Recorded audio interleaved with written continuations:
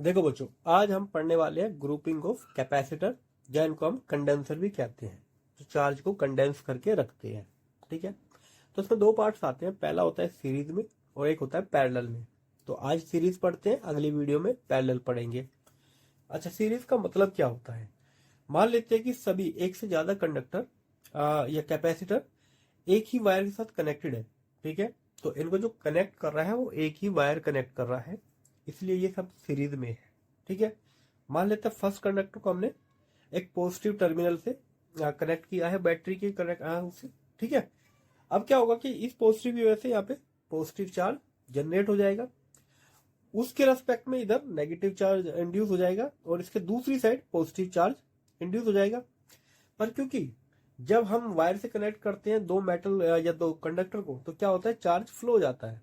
तो इस side positive charge ना रह के वो इस प्लेट पे आ जाता है। ठीक है, फिर इंडक्शन होगा, फिर दूसरी तरफ पॉजिटिव चार्ज बनेगा और ये पॉजिटिव चार्ज वापस से अगली प्लेट पे शिफ्ट हो जाएगा, फिर नेगेटिव चार्ज बनेगा, उसके बाद पॉजिटिव चार्ज। अब ये जो पॉजिटिव चार्ज है ये चला जाएगा अर्थिंग में, हमने इसको अर्थ किया हुआ है।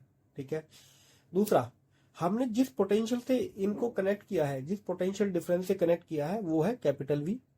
ठीक है बच्चों, अब क्योंकि ये सीरीज में है तो ये अपने अकॉर्डिंग पोटेंशियल को कंज्यूम करेंगे। ठीक है, तो इसके अक्रॉस मान लेते पोटेंशियल है V1, इसके अक्रॉस V2, इसके अक्रॉस V3।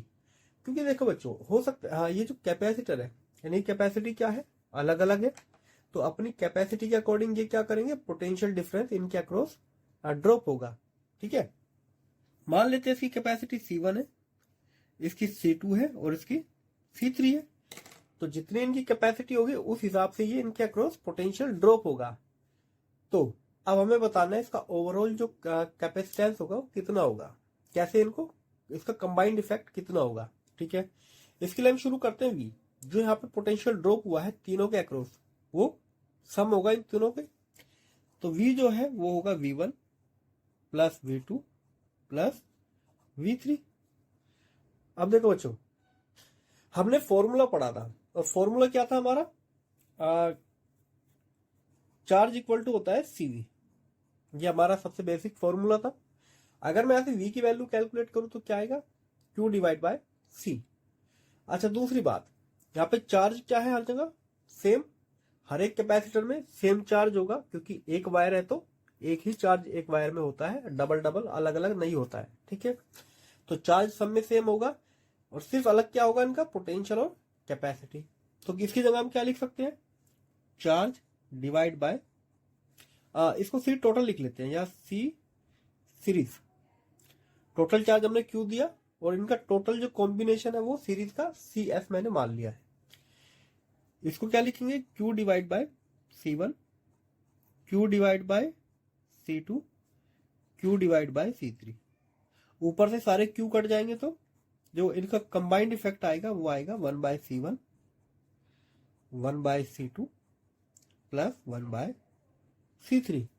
तो ये इसका इक्विवेलेंट कैपेसिटेंस हो गया है। ठीक है, ध्यान देने वाली बात क्या है, सीरीज के अंदर charge Q is same in all capacitor. दूसरा, पोटेंशियल